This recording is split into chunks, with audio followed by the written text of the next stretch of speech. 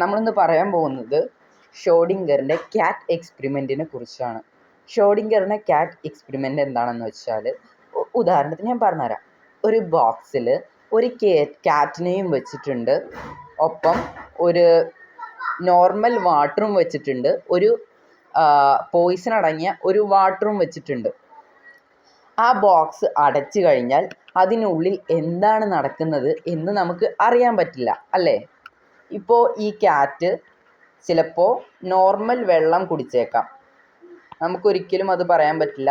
Cat ചിലപ്പോൾ normal water കുടിച്ചേക്കാം, അല്ലെങ്കിൽ മറ്റ് വിഷവാതകം കുടിച്ചേക്കാം. നമുക്കൊരിക്കലും ഇതിന് അത് എന്താണ് കുടിക്കുക എന്നൊരിക്കലും നമുക്കത് പറയാൻ പറ്റില്ല, അല്ലേ? അപ്പോൾ ഇവിടെ എന്താ പറയുന്നതെന്ന് വെച്ചാൽ, 50% ചാൻസ് ആ പൂച്ച ജീവിച്ചിരിക്കാൻ ചാൻസ് ഉണ്ട്. ആ ജീവിച്ചിരിക്കാനുള്ള ചാൻസ് എന്ന് വെച്ചാൽ, ആ പൂച്ച വെള്ളം കുടിച്ചാൽ പൂച്ച അവിടെ ജീവിച്ചിരിക്കുന്നുണ്ടാവും. ആ പൂച്ച എങ്ങാനും ആ വിഷവാതകമാണ് കുടിച്ചത് എങ്കിൽ ആ പൂച്ച മരിച്ചിട്ടുമുണ്ടാകാം. പക്ഷേ നമുക്ക് ആ ബോക്സ് തുറന്നു നോക്കാൻ പറ്റില്ല. ആ ബോക്സ് തുറക്കുന്നത് വരെ ആ പൂച്ച രണ്ടിൻ്റെയും ഇടയിലുള്ള ഒരു അവസ്ഥയിലാണ് ഉള്ളത്. 50% മരിക്കാൻ ആ പൂച്ച ജീവനോടെ ഇരിക്കാനുള്ള ചാൻസും 50% ഇരിക്കാതിരിക്കാനുമുള്ള ചാൻസാണ് അവിടെ ഉള്ളത്. പക്ഷേ നമുക്ക് ആ ബോക്സ് തുറന്നു നോക്കാതെ ഒരിക്കലും ആ പൂച്ച ജീവിച്ചിരിക്കുന്നുണ്ടോ മരിച്ചിട്ടുണ്ടോ എന്ന് അറിയില്ല. ഈ രണ്ടിൻ്റെയും ഇടയിലിരിക്കുന്ന ആ പൊസിഷനെയാണ് സൂപ്പർ പൊസിഷൻ എന്ന് പറയുന്നത്. ഈ സൂപ്പർ പൊസിഷൻ എന്ന് പറഞ്ഞാൽ, ആ ബോക്സ് തുറക്കുന്നത് വരെ ആ പൂച്ച മരിച്ചിട്ടുമില്ല ജീവിച്ചിട്ടുമില്ല എന്നതിൻ്റെ രീതിയിലാണ്. എന്ന് വെച്ചാൽ പൂച്ച ചിലപ്പോൾ മരിച്ചേക്കാം, ചിലപ്പോൾ മരിച്ചിട്ടുണ്ടാവില്ല. എന്ന് വെച്ചാൽ ആ പൂച്ച ഒരു സമയം തന്നെ ജീവനോടെയും ജീവനില്ലാതെയും ഇരിക്കുന്നു. ഇതാണ് ഈ എക്സ്പെരിമെൻറ്റിലൂടെ മെയിനായിട്ട് പറയുന്നത്.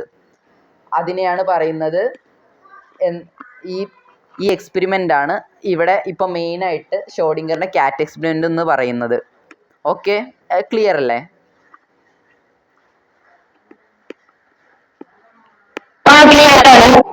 സൂപ്പർ പൊസിഷൻ എന്താന്ന് മനസ്സിലായോ?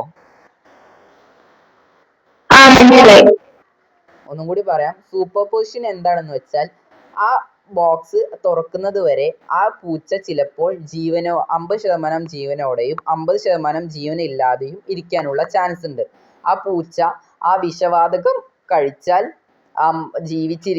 മരിക്കുകയും വെള്ളം കുടിച്ചാൽ ജീവനോടെയും ഇരിക്കും. പക്ഷേ നമ്മളത് തുറന്നു നോക്കുന്നവരെ ആ പൂച്ച ഒരു സൂപ്പർ പൊസിഷനിലാണ്. എന്ന് വെച്ചാൽ പകുതി മരിച്ചും പകുതി ജീവനോടെയും ആയിരിക്കും ഉണ്ടാകുക. ഓക്കെ,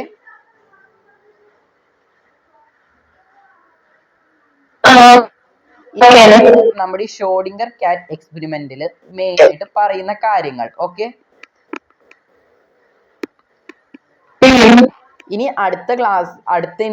അടുത്ത ദിവസം എന്താണോ ക്ലാസ് ഉള്ളത് അന്ന് നമ്മളിനി പറയുന്നത് മറ്റു ഇതേപോലുള്ള ക്വാണ്ടം എക്സ്പെരിമെന്റ്സും ക്വാണ്ടം സയൻസിനെ കുറിച്ചും ക്വാണ്ടം ടെലിപ്പോർട്ടേഷനെ കുറിച്ചുമായിരിക്കും പറയുക. ഓക്കെ, ഇന്ന് ഇത് ഇത്ര തന്നെ ഉള്ളൂ. നീ ബാക്കി കാര്യങ്ങൾ അടുത്ത ക്ലാസ്സിൽ പറയാം. ഓക്കെ.